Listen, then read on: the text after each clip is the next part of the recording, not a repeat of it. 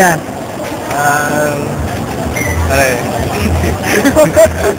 Dito kami ngayon sa PRC, no? Nagpapa-meter stab na kami. Tapos na kami sa ADM, magpapasa na kami ng mga passport na. Pero mag-exam kami, kailangan sa agency pa-red ribbon. Ngayon, inasikaso na namin. Galing na rin kami sa mga high school para magpa-certified true copy. Ngayon, nasa PRC kami, napakahaba ng pila. Ngayon, nagpapa-meter stab kami. Napakahaba ng pila. Ang gastos.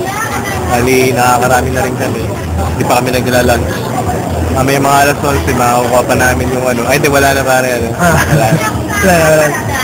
Ikaw ngayon, pinipila kami ngayon na magbabayad sa DFA. Mga magkano na rin. Hirap pumunta ng abroad. Kaya, sa mga susunod pa namin ng video, document namin yung mga